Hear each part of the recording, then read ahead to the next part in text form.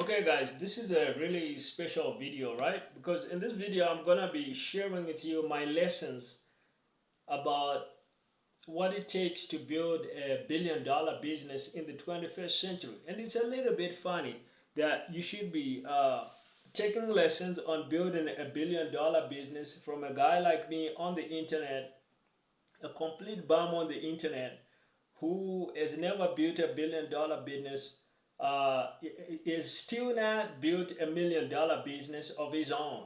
Um, Even though, of course, he's helped million-dollar businesses in the past. But with that out of the way, let's just get on with it and let's look into some of my very best tips, all right? Because I've been around this business game for quite a while now. So the first lesson, guys, is that you're gonna need to take really huge risks.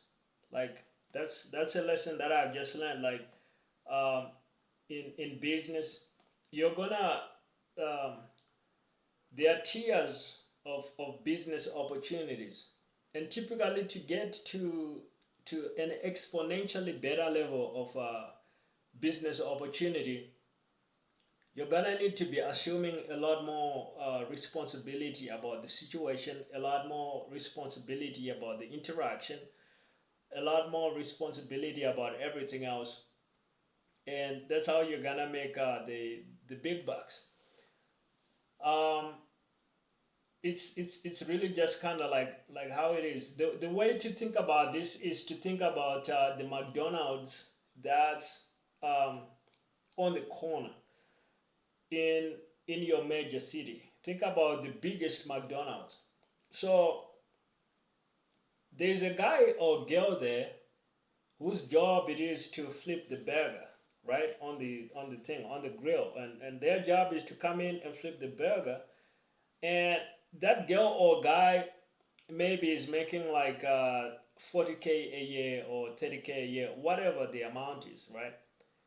And the level of risk that girl or guy is taking in the enterprise of that McDonald's, in the existence and whatnot, uh, compared to pretty much everybody else involved in making that McDonald's uh, happen and be a business, the level of risk they are taking is as close to zero as you can. Of course, they got the risk. Their risk is more so that hey, one day my job won't be available. But in terms of their own investment, putting their own resources at stake, they are not taking a big financial or anything risk, and they are the person that's making the least money from that McDonald's. Like I said, maybe it's 30K, 40K a year. Now, on the opposite end of the spectrum, there's a guy that owns that McDonald's. Maybe it's like in the in the bottom floor of like a huge, massive, expensive building with hotels and things up there, and it's like maybe it's like a $30 million building, and this by itself is like $5 million restaurant, right? And so somebody else has literally made an investment of you know maybe a couple $1 million to have that McDonald's up and running. They bought the franchise from McDonald's. They set up the thing. They did XYZ, and they got 15, 20 members of staff. So their risk in terms of having that McDonald's be running, how much money they got on the line, their own investment, how much they've risked. They probably risked maybe $2 million in their own savings, and they got a risk of so much money that they got on payroll, right? And maybe they got another million in loans from the bank, so they got $3 million at risk, and then they got operating expenses and things like that. Maybe another like 2 million or whatever. and they're actually making some decent money, and maybe they're selling a couple million a year, and that's how much in revenue. Well, maybe more than that, and they're making, maybe they might be netting maybe 500K, 600K, or 700K, however much money, but they literally got like $3 million on the line, but they're earning maybe 600K in their own pocket when everything else is said and done. So literally something like 20 times as much as the lowest paid person in the enterprise. But the thing that happens is there's a significantly different level of risk between these opposite ends of the spectrum. And so, as you can see from this example, the person typically that's taking the lowest risk uh, is gonna be on the lowest tiers of compensation and income and revenue and whatever. If you look at Tesla and why Elon Musk is the richest guy in the world, that's a significantly more risky business to set up and start and run than a lemonade stand on the corner. Like, I can literally go out and do a lemonade stand on my street out here and set up a lemonade business literally tomorrow for like 20 bucks. That's all I have to risk is go find somebody that's got lemons, go find a recipe book, go find the ingredients in town, and I put out my lemonade stand. So that business literally takes me just $20 worth of risk money to put together. With something like Tesla by Elon Musk, I mean, just to build the factory, not to mention the cars, just the factory, the bare thing, not even the machinery inside, maybe just the building, that's gonna be millions and millions of dollars. And then you start talking about equipment, machinery, research and development, and all these things. So that's a much riskier business to start. And look at how much money that business produces. It's made Elon Musk the richest guy in the world. So you need to learn this fundamental lesson about levels of risk and levels of compensation. Like, there's exponentially different levels of risk and levels of compensation. So if you find that somehow you're not able to build $1 billion business, it's probably because you're playing at third grade levels of on the risk scale, and you think you're gonna make $1 billion. It's not gonna happen. It's not gonna happen. That's just not how. If you want to really have the biggest opportunities, you gotta be willing to be like that McDonald's owner, where you're willing to step up. And now, don't step up foolishly where you buy an investment product from somebody, like you buy an investment product from Wall Street. That never works well if you're trying to make $1 billion. That's stupid level risk, where because you're thinking somebody else's work is gonna make you a billionaire. Ain't gonna happen. You're trying to take the wrong type of risk. You actually need to go where you do all the hard work yourself. That's the kind of risk that works, and that's the kind of risk that you need to be taking.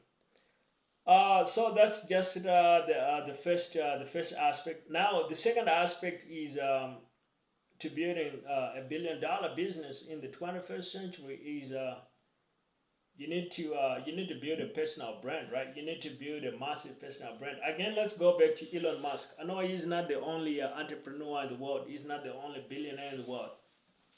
Uh, he's maybe not even the best kind of entrepreneur, because you know there've been all kinds of stories coming out about Elon Musk, and I really don't know, is Elon Musk a good guy or a bad guy? I really have no idea at this point. I mean, not to get all political, right? But it's like I said about billionaires. There's just a lot of questionable stuff around billionaires. You might really want to model yourself on people that are more so just normal, ordinary millionaires. People that are hardworking and running the bakery next door or the small business next door, because they don't have any skeletons in the closet, right? Um, but anyhow, let's get over that, and let's not talk too much about that. And let's just talk about Elon Musk's personal brand strategy. Like if you look at him on X, Twitter, right? He's like the most followed guy on Twitter, like uh, 100 million followers or whatever he's up to at this point. So what that does is it gives him a lot of leverage. That when he communicates, his message is amplified and has reached across hundreds of millions of people. That's really powerful. That means it becomes really simple to push Tesla, the brand. It becomes really simple to push SpaceX. When he launches one of his rockets, a lot of people are gonna see that. It's gonna get a lot of investor attention, and it's gonna get people buying stock and wanting to invest with his businesses.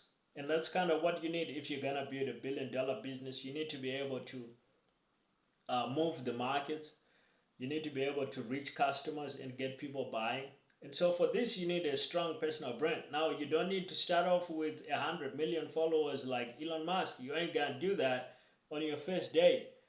You kind of need to start from zero and build your way up. But this is indispensable. You're not gonna get very far in the 21st century if you know nothing about a personal brand and you don't build a personal brand.